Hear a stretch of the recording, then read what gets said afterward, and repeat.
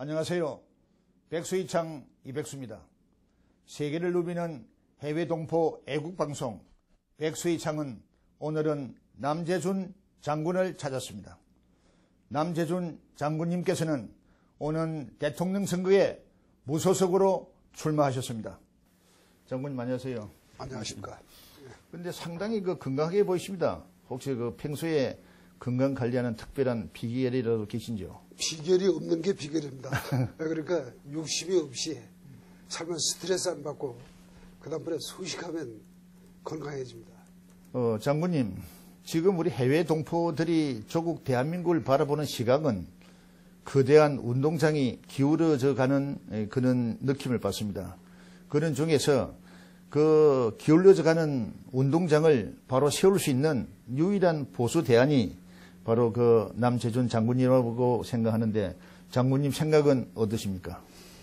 지금 말씀하신 것이 유일한 대안이 나다 하는 것을 전제로 했을 때 이렇게 답변을 할 수가 있어요.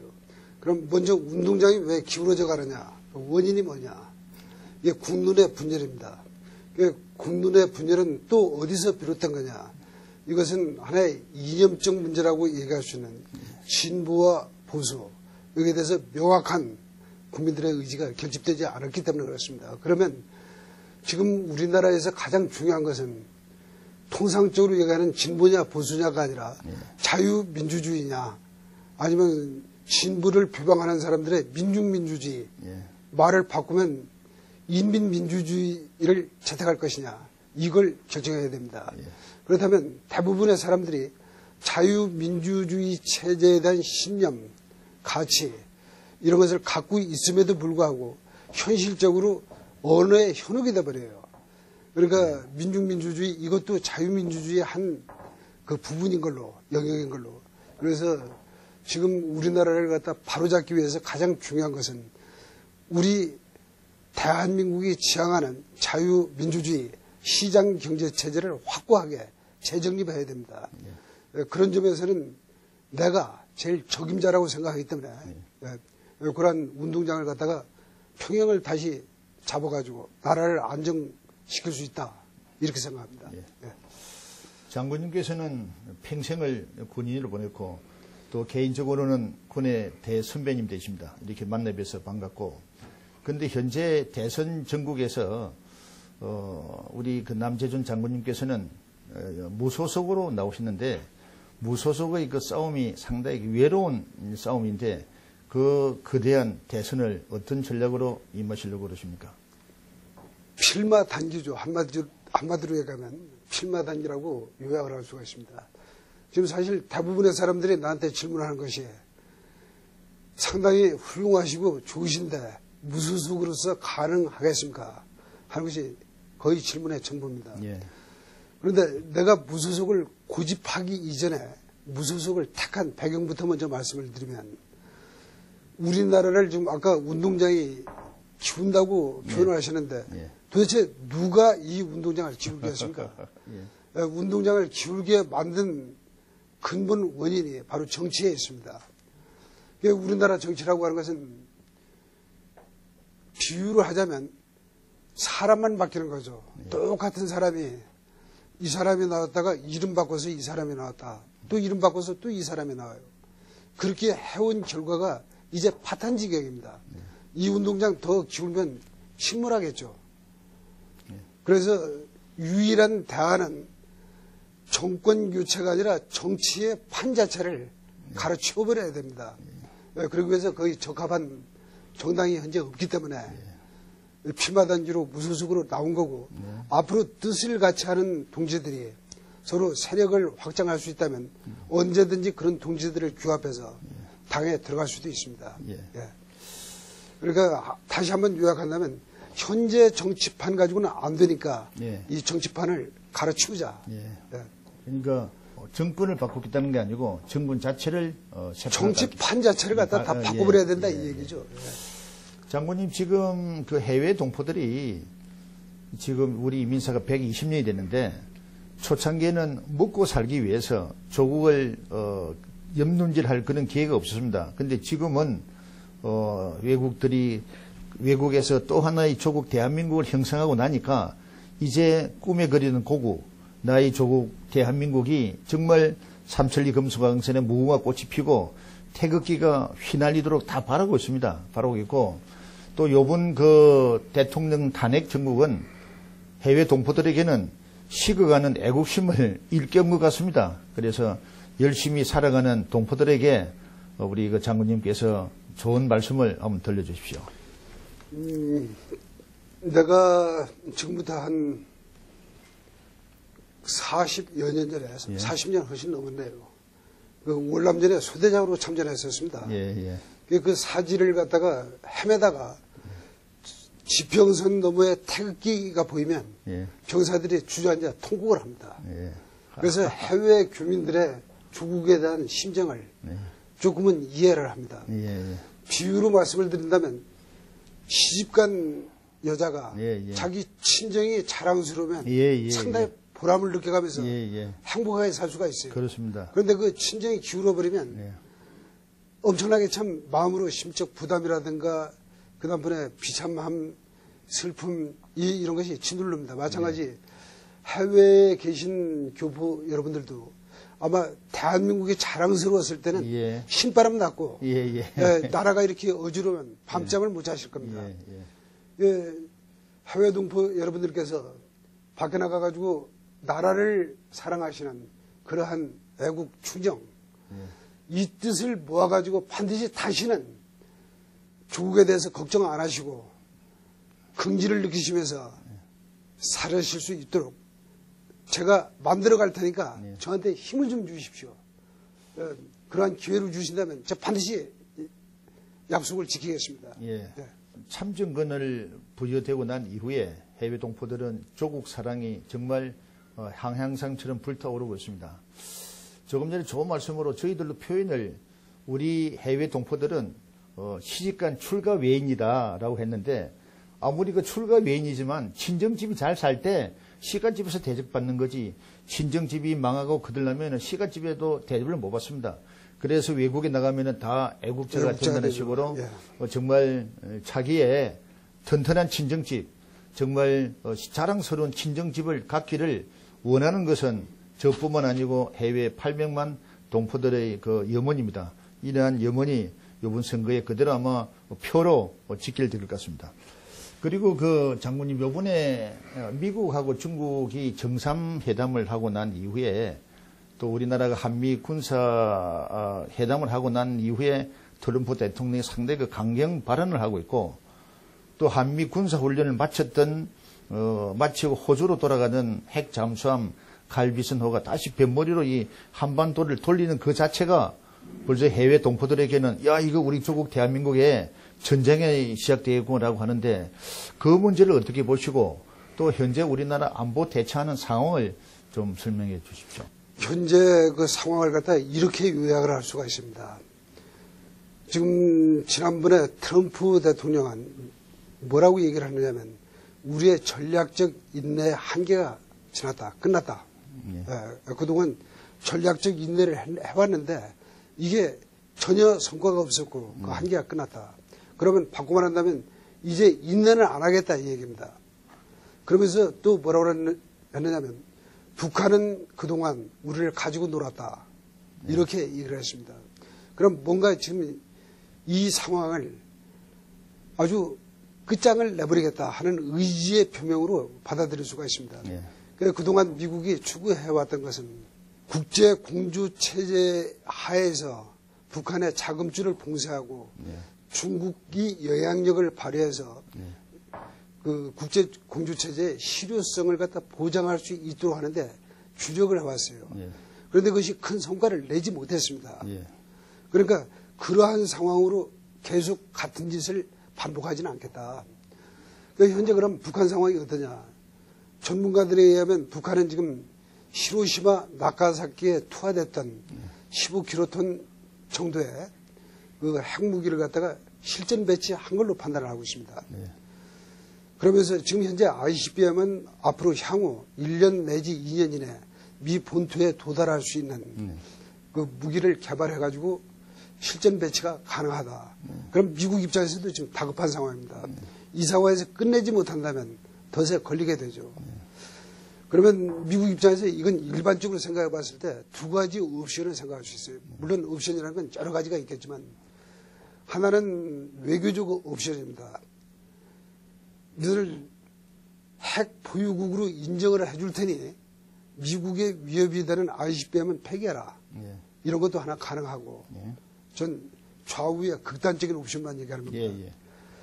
그 다음번에 최악의 옵션은 선제 공격을 할 수 있는 옵션도 가능하겠죠. 예, 예, 예. 그러면 그 두 가지 옵션을 갖다가 선택하기 이전에 압박을 강화할 겁니다. 네. 그래서 지금 현재 시리아 공습도 같은 맥락이겠지만 네. 이제 더 이상 말로 안 해. 예. 만일에 지금처럼 그렇게 행위를 계속한다면 내 칠 수도 있어. 이런 것을 경고를 한 거죠. 그러면서 동시에 중국인들이 역할을 안 할 경우에는 우리가 직접 북한을 상대로 행동할 수도 있다. 예. 이 두 가지 메시지를 보내줬다고 생각하는데 내가 아는 김정은은 상당히 무모합니다. 예. 이때 김정은이 만일에 이런 미국의 메시지를 제대로 파악을 하고 이런 그 상응하는 조치를 취한다면 그 상황에서 통제가 되겠지만 예. 김정은이가 여지껏 해왔듯이 거기서 한술 더 떠가지고 핵실험을 한다든가 예. 다른 군사적인 모험을 한다면 예. 그때는 미국 입장에서는 선택의 여지가 없겠죠. 예.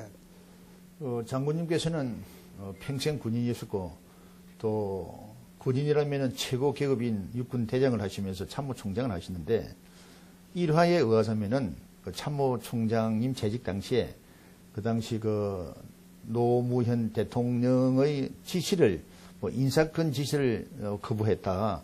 그런 일화가 남아있고 또 지금도 군에 남아있는 저희 후배들도 그 자체가 정말 다른 건 몰라도 남재준 장관은 국군 최고 통수권장의 부당한 지시, 명령을 거부했다는 것에 대해서 상당히 그 참 군신의 정신을 가졌다고 그러는데 그 당시 일화를 간단히 좀 소개해 주십시오.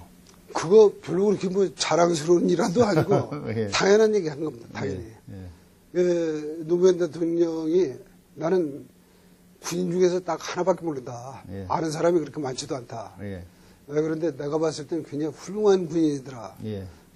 진급을 시키는 게 좋겠다. 그 지적하는 사람, 추천하는 사람이. 그렇죠. 예, 예. 내가 물었습니다. 국군 통수권자로서 명령하는 거냐? 예. 아니면 예. 개인적으로 당부를 하시는 거냐? 예. 그랬더니 노무현 대통령이 명령은 아니고요. 예. 개인적으로 당부하는 겁니다. 예. 당부하면 안 되죠. 예. 그래서 그 이름을 얘기하지 말아라. 내가 이름을 들으면 뺄 수밖에 없다. 예. 그랬더니 그러시지 마시고요 하고 이름을 얘기를 했어요. 예. 그래서 내 재직 기간 동안에 그 사람을 진급 못했습니다. 누구나 쉽게 할 수 없는 결심인데 그 당시 국가 최고 원수의 그러한 명령을 개인적이든 명령이든 거부했다는 것은 대단한 군인 정신 아니고야 어디 할 수 있겠습니까?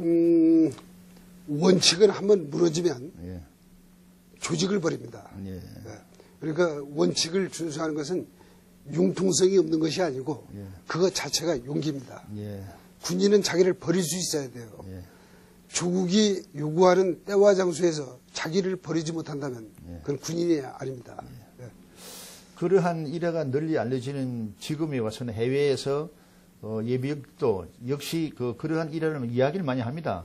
해서 이런 분들이 곧은 충성심과 국가가 아니야말로 기울어가는 운동장을 세울 수 있다라는 그 뒤안길에는 그런 말들이 많이 돌고 있습니다. 그리고 현재 이제 차기 정권에서는 관심사가 대통령 산임 중심제냐, 내각제냐라는 의견들이 분분하는데 우리 만약에 남재준 장군님께서 차기 대통령이 되신다면은 그 문제를 어떻게 처리하시겠습니까? 내가 간단하게 반문을 할까요? 예.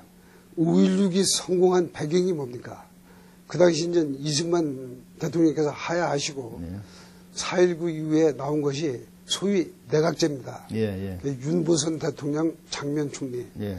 그 두 분들은 국민들한테 상당한 존경을 예. 받으셨고 식견도 높으셨고 예. 나라를 이끌 만한 충분한 그 정치적 능력이 계셨던 분이에요. 예.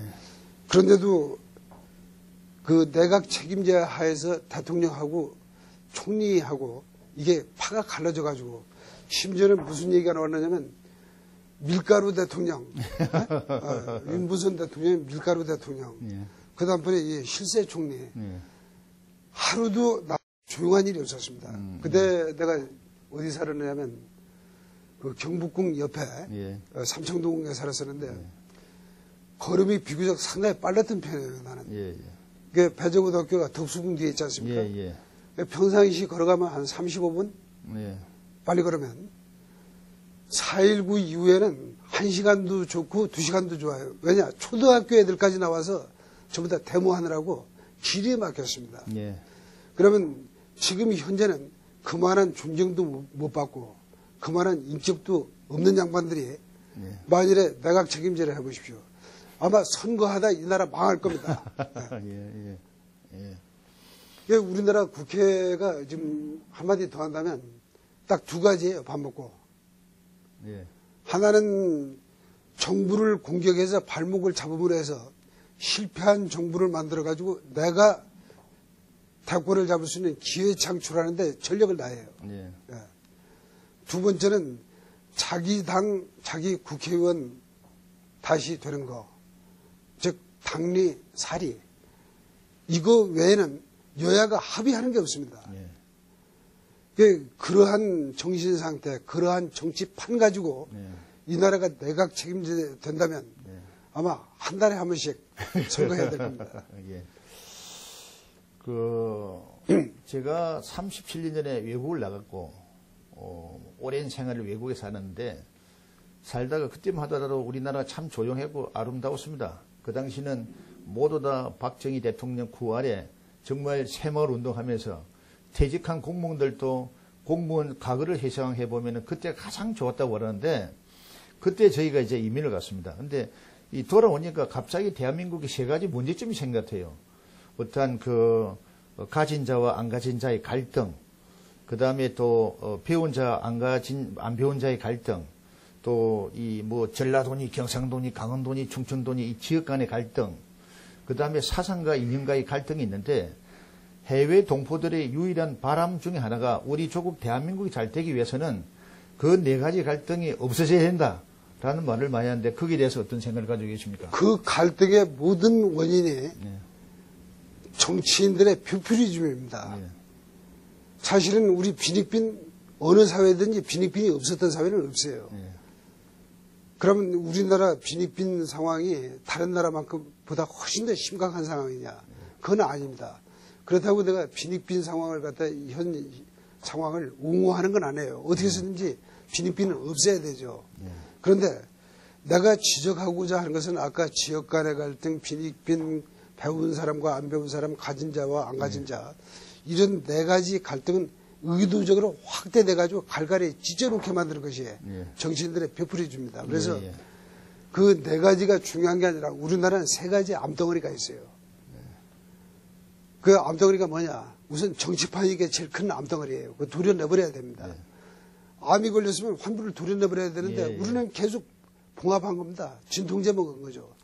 두 번째는 강성 귀중 노조예요. 이 강성 귀중 노조 연봉 1억 넘습니다. 그러면서 그 사람들이 앞세우는 것은 사회적 약자예요. 아니 나도 지금 연봉 6천도 안 되는데 무슨 그러면서 비정규직 왜 비정규직이 생겼어요? 노동시장의 경직성 때문에 비정규직이 생긴 건데 그건 누가 만들었습니까? 그래서 이 강성 귀중 노조 그 다음번에 전교조입니다.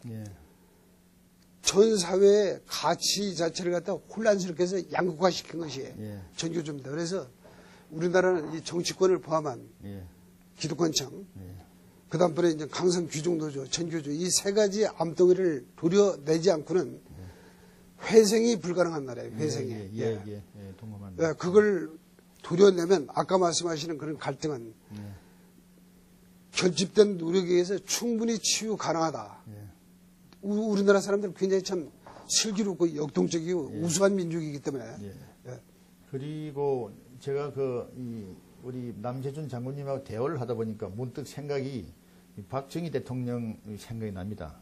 우리 박정희 대통령께서는 싸우면서 건설하자라고 말씀하셨고, 또 우리나라는 한국형 민주주의가 필요한 나라라고 그런 말씀이 불현듯 생각나고, 장군님의 말씀이 꼭 옛날에 돌아가신 제가 또 존경했던 박정희 장군님을 뵙고 말씀 듣는 것 같습니다. 말씀하신 것 마찬가지로 우리나라는 정치는 국회가 망했고, 또 경제는 노조가 망했고, 교육은 정교정에 망했다고 그러는데, 그런 게 없는 나라를 이제 바라겠습니다. 그리고 우리 남재준 장군님께서는 언젠가 정치 인터뷰에서 정치는 부국 강병을 목적으로 한다라는 말씀을 하시는데, 그 부국 강병이라는 그 안에 우리나라의 정치, 문화, 사회, 교육 전반적으로 다 포함되어 있는 걸로 알고 있고, 또 현재 우리나라는 초고령화 시대로 접어들고 있고, 또 생산 인구가 줄어들고 있고, 대신 청년 실업자들이 늘어나고 있는데, 만약에 차기에 대통령이 되신다면은 이러한 민생 문제를 어떻게 해결하실는지요? 부국 강병이라는 것이 국가의 생존과 번영입니다. 표현을 바꾼다면 그것이 정치의 본 목적이죠. 그러면 지금 질문을 3가지를 하셨는데, 예. 부국 강병에 초점을 맞춰가지고 예. 항목별로 나눠서 답변을 드리면, 예. 지금 고령화 시대를 먼저 언급을 하셨어요. 예. 그 고령화라고 하는 것의 문제점은 결국 생산에 직결이 됩니다. 예. 나이 많으신 분들은 생산에 참여는 안 하시면서 생활을 하셔야 되니까 네. 비생산 인구가 늘어난다. 그럼 이제 옛날에는 60세 한갑이면 저기 한갑 노인 지나가신다 이러는데, 요새는 70 먹고 노인정에 가면 혼납니다. 예. 노인대 좀 못 받아요. 예. 바꿔 말한다면 결국은 일을 하실 수 있는 연령이 예. 이제 70세 이상으로 늘어났다는 얘기입니다. 예. 그럼 그런 분들이 일을 하실 수 있는 고령화 추세에 맞는 일자리를 만들어야죠. 예. 그게 한 가지 예를 든다면, 예. 아놀드 토인비가 이런 얘기를 했습니다. 한 번은 인터뷰를 하는데, 예. 여기자가 와서 인류의 문화유산을 보존하기 위해서 이제 지구가 멸망하게 생겼는데, 우주선을 하나 만들었는데 스페이스가 너무 적습니다. 속이. 그래서 딱 한 분이 가는데, 외계 행성으로 물건을 하나밖에 못 갖고 와요. 그래서 선생님이 선발이 되셨는데, 인류 문화유산으로 영원히 남겨야 될 유산으로 뭐를 갖고 와야겠습니까? 그러니까 뭐라고 답변을 했느냐면, 한국의 대가족제도를 가지고 가겠다. 굉장히 시사하는 바가 큰 얘기입니다. 지금 이렇게 보면 지금 우리나라가 핵가족이 되고, 또 과거와 달리 이혼율이 증가하다 보니까 가정이 파괴가 됐어요, 우리나라가.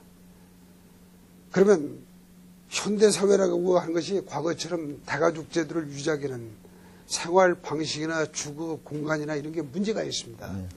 그러면 대가족제도의 장점을 보완하면서 고령화 대신 이런 분들을 벌어서 먹을 수 있도록 하는 방법. 그걸 결합시켜 주는 거예요. 초등학교에다가 또 노인정을 짓고, 그래서 노인들이 어린이들을 돌봐가면서, 이분들 전부 다 고급 인력들이니까 그것도 애들도 가르쳐가면서, 그러니까 어린애들한테는 할아버지 할머니를 찾아주고, 할아버지 할머니는 국가에서 돈을 받는 것보다는 본인이 손자 손녀들을 찾아줘가지고 돌봐가면서 벌어서 먹을 수 있는 예를 드는 겁니다. 그래서 고령화 사회에 적합한 그런 체제로 국가를 바꿔갈 필요가 있다. 그 다음번에 저출산은 아주 문제죠. 그게 왜 저출산을 하느냐. 여러 가지 이유가 있지만, 첫째는 애들 낳으면 양육 부담이 굉장히 큽니다. 그 다음번에 이제 애들 교육시키다 보면 교육비. 자기 노년 시절에 생계수단을 준비를 못해요. 노년 준비를 못합니다. 그만큼 부담이 많다 보니까 출산을 기피해요. 그렇다면 예를 들어서 드골 대통령이 한 건데, 프랑스에. 그때 거의 0.8% 출산율이 없어지게 됐었죠. 그때 어떻게 했느냐면 국민연금을 자동화시켰습니다. 그러니까 애 안 낳는 사람들은 결국 국민연금이라고 하는 것이 자식들이 벌어서 부모 먹이는 거거든요. 그럼 자녀 수가 많으면 더 많이 받아야 되고 자녀 수가 없으면 자신이 더 부담을 해야 되죠. 그래서 그러한 그 국민연금의 차등제 이러한 수단이라든가 또 한 가지는 지금 현재 보편적 복지가 굉장히 이 사회를 멍들게 하고 있습니다. 그러면 자기 자녀들한테 내가 밥값을 떳떳하게 먹일 수도 있는데 이게 일률적으로 전부 다 무상급식하고 있거든요. 그러면 그 이유가 밥값을 못 내는 인원들이 드러나기 때문에 왕따를 당한다. 그러니까 무상복지 전체가 아니고 그러면 학교에서는 무상급식 시켜라 이게요. 그리고 세무계통 아니면 행정계통에서 돈을 낼 수 있는 부담할 수 있는 능력 있는 부모한테 돈을 받으면 됩니다. 그런 식으로 해서 지금 현재 무분별한 보편적 복지를 선택적 복지로 바꿔가지고 그것을 가지고 그 자기가 부양할 수 있는 능력이 초과되는 출산 자녀에 대해서는 국가가 책임져 주면 됩니다. 이러한 것은 기원전 200년, 기원전 300년 진나라 때도 시행했던 방법이에요. 보편적 복지가 아니라 선택적 복지로. 그래서 그러한 것을 누수를 방지를 해야 되고 아까 이제 세 번째 부국을 어떻게 할 거냐. 결국은 생산입니다. 이윤을 남겨야 되죠. 이윤을 남기려면 결국 국내에서 돌아가게 만들어야 되는데 지금 현재 우리가 할 수 있는 건 4차 혁명 시대다. 4차 산업혁명 시대다. 그러니까 일자리가 늘어난다. 아닙니다. 그렇게 하면 4차 산업혁명이라는 건 융복하기비 기본이죠. 그러면 일자리가 더 줄어들어요. 그러니까 새로운 환경에 적합한 일자리를 새로 창출을 해야 됩니다. 그러면 그런 과정에서 첫째는 우리가 해외에 나가 있는 기업 전부 다 유턴시켜야 되고 그리고 산업 환경의 변화에 따른 새로운 일자리를 창출해야 되고 이러한 그 일자리 창출 그것이 현실적으로 다시 검토돼야 된다고 그러는데 우선 당장은 하여튼 생산시설의 유턴 단기적인 처방이에요. 그 다음번에 이제 중장기적으로는 새로운 환경에 적합한 일자리의 창출. 예를 들어서 지난번 박근혜 정권 때 했던 한류도 사실은 방향은 옳았습니다. 한류, 물류 이런 거에 정치적 색깔만 안 들어갔다면 옳았던 방향이었죠. 그 사실 우리나라 역사를 보면은 5,000년 동안의 천여의 외침을 받아왔는데 오늘날 우리 조국 대한민국은 우리들 손으로 남과 북의 하늘을 가른 적도 없고 또 우리 발로 남과 북 땅을 갈란 적이 없고 어떤 강대국에 의해서 갈라졌는데 지금 현재 우리 그 분단된 나라 한반도 주변을 보면은 강대 주변 국가들이 강력한 그 군사력을 지금 가지고 있는데 우리나라 그 군 조직 개편에 대해서는 전문가로서 어떻게 생각하십니까? 우리나라가 군 조직을 가지고 어떠한 조직을 유지해야 될 거냐는 건 두 가지 딜레마가 있습니다. 미래에 대비하기 위해서는 하나의 첨단 과학기술군으로 나가야 되지만 현재 북한에 대비해서는 첨단 과학기술군 가지고는 안 돼요. 예를 들어서 월남전에서는 연합군이 우선 월남군이 100만 가량 됐어요. 거기 들어갔던 연합군이 56만 내지 60만이었습니다. 거기 실제 들어와 있던 베트공은 20만이 안 됐습니다. 그러니까 전력 차이는 비교가 안 됐었는데 결과적으로 미국은 승리하지 못했습니다. 그러니까 어떠한 군 구조를 가져야 할 것이냐 하는 것은 전장 환경, 싸우는 사람들의 성격, 전술 이런 걸 전부 다 고려를 해야 되는데 지금 북한이 채택하고 있는 것은 전방에서는 정규전, 후방에서는 제2전선의 형성에 의한 비정규전을 배합한다 이거죠. 그러면 예를 들어서 남대문 시장에 비정규군 한 명이 들어왔을 때 그것을 상대해야 될 인원은 100명이 넘죠. 이것을 첨단 과학군으로 한다면 후방에 돌아다니는 무장 공비를 인공위성으로 잡아서 미사일로 쏘겠다는 얘기는 똑같은 얘기입니다. 그래서 현재는 인력 위주의 군으로 갈 수밖에 없어요. 그러니까 하나의 하이 로우 믹스 형태. 미래는 미래대로 핵심 전략은 가면서 현재는 병력 위주의 군을 유지할 수밖에 없다. 그런데 거기 또 제한사항이 하나 있습니다. 출산율이 저조하다 보니까 인구 급감의 절벽에 봉착했어요. 그러다 보니까 더 인력을 가질래야 가질 수가 없는 그런 상황이 왔는데 이제 여지껏까지 여자는 병역 면제가 됐었어요. 근데 징병을 한다는 얘기는 아니고 지금 군에서 이것이 과거처럼 인력 위주의 군이 아니다 보니까 상당한 부분이 기술직이 많습니다. 요새는. 그래서 그러한 것은 성을 불문하고 할 수 있는 분야 이것을 대폭 개방을 하고 전투 인력 위주로 남군을 육성한다면 그런 문제를 해소할 수 있습니다. 제가 지난 3월 한국에 오기 전에 미국 워싱턴에 가서도 백악관 앞에서도 태극 집회를 했고 브라질에서도 몇 차례 집회를 했고 또 곳곳에 집회를 많이 했습니다. 근데 지난주에 시청 앞에 열리는 그 태극 집회에 나가 보니까 어쩐지 동력이 많이 떨어졌더라고요. 그래서 해외 동포로서 보는 태극 집회를 어떻게 본다면 이거는 순수한 애국 정신이지만 이게 어떻게 약간 변질돼가지고 정치적으로 이용하려니까 사람들이 이렇게 실감을 하고 동력이 많이 떨어지는 것 같습니다.